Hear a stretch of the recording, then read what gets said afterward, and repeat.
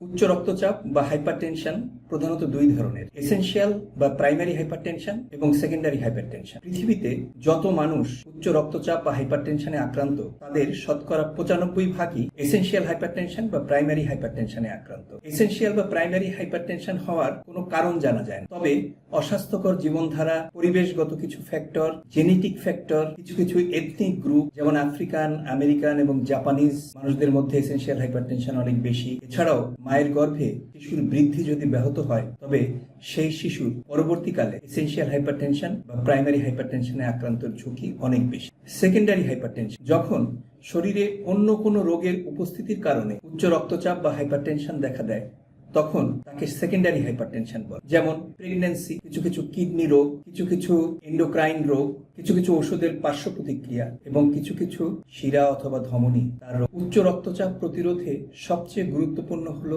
জীবনধারা পরিবর্তন। করণীয় কাজ: বেশি বেশি শাকসবজি ও ফলমূল খাওয়া, কম বসে থাকা, শারীরিক পরিশ্রম করা, ব্যায়াম এবং শারীরিক পরিশ্রমের মাধ্যমে ওজন নিয়ন্ত্রণে রাখা, ডাক্তারের পরামর্শ মোতাবেক নিয়মিত ওষুধ খাওয়া এবং নিয়মিত বিরতিতে রক্তচাপ পরীক্ষা করা। যে সমস্ত কাজ করা যাবে না: অতিরিক্ত লবণ বা লবণাক্ত খাবার খাওয়া যাবে না, দিনে 2 গ্রামের বেশি লবণ খাওয়া যাবে না, স্যাচুরেটেড ফ্যাট বা ট্রান্স ফ্যাট খাওয়া যাবে না, তামাক, অ্যালকোহল ও যে কোনো নেশা জাতীয় বস্তু গ্রহণ করা যাবে না।